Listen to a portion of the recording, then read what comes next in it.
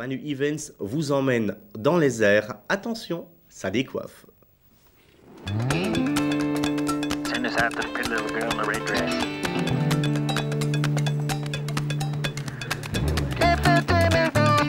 Baby, won't you look my way?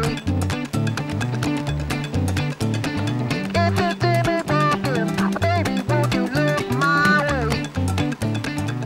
Ça représente une liberté et je pense aussi aller vers quelque chose d'extrême, d'abord se prouver qu'on est capable parce que je pense qu'on ne commence pas toujours le parachutisme pour continuer, c'est parfois un saut d'essai, dire voilà j'ai envie de voir ce que c'est ou j'ai toujours voulu faire ça et je vais le faire et puis on y prend goût, on progresse, on passe éventuellement des monitorats et puis on se retrouve parachutiste confirmé, je veux dire, sans avoir pu passer le temps. Mais c'est une volonté peut-être d'aller plus loin et peut-être qu'aussi en tant que femme de se montrer qu'on est tout aussi capable parce qu'il n'y a vraiment pas de problème, pas d'incompatibilité, que ce soit physique ou quoi que ce soit. C'est vraiment il n'y a pas de difficulté à être une femme et faire du parachutisme, quoi. Entre ciel et terre, le club Passion de Pepinster, un groupe d'amoureux de sport d'aventure, libre comme l'air. C'est un club qui a démarré avec des amoureux de sport nature, principalement non moteur, donc pas de moto, pas de choses comme ça. Et c'était d'abord un groupe d'amateurs de spéléo, de canyoning aussi. Et puis on a regroupé avec un autre club qui faisait de la marche et du trekking.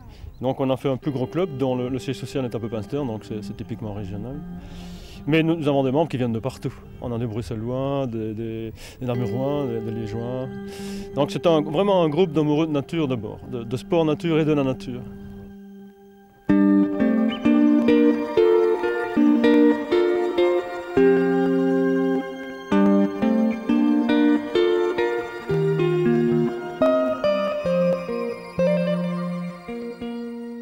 Activité phare du club Passion, le parachutisme, un sport qui se pratique dans l'espace le plus infini au monde, le ciel. On était d'abord un groupe de spéléo. Et puis on a découvert petit à petit le canyoning, qui est un petit peu la suite logique de la spéléologie. Et puis j'ai un ami qui est ici présent, pas loin de moi, qui m'a dit un jour, moi je veux absolument faire un saut en parachute. Et on a commencé à se documenter.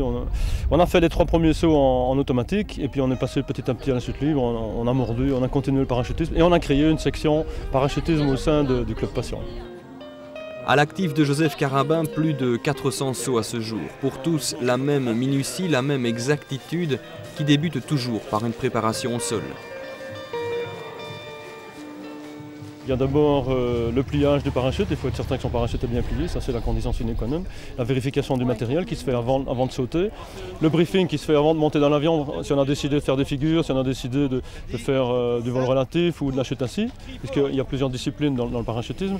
Et puis alors il y a la montée dans l'avion qui fait partie intégrante du saut, puisque là on se concentre, il y a quand même le stress qui est toujours un petit peu présent.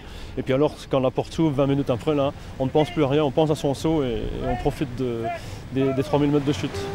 3000 mètres de chute libre à 200 km/h, pendant lesquels on se sent véritablement pousser des ailes.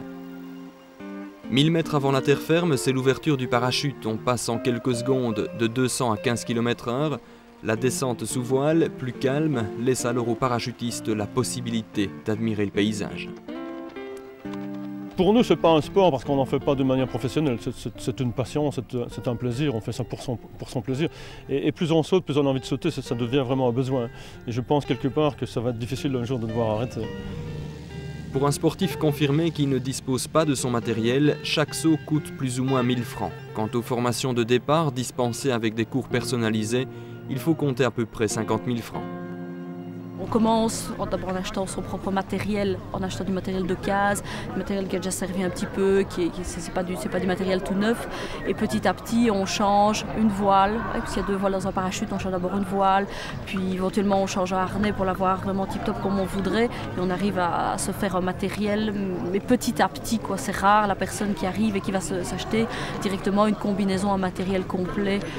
C'est plus rare. Les gens, ils vont un petit peu, c'est comme quelqu'un qui va commencer à faire du vélo, il commence avec un vélo peut-être d'occasion et puis petit à petit il va se dire tiens, je vois bien un vélo peut-être un peu plus à ma taille ou un peu plus performant et puis on achète du matériel, des accessoires et puis on est parti, quoi, et c'est coûteux aussi. Pour ceux qui aiment le goût de l'aventure et qui ne l'ont peut-être jamais tenté, le club Passion de Pepinster vous prend sous son aile protectrice. Comme on aime le rappeler ici, l'aventure est une passion qui se partage jusqu'à l'extrême.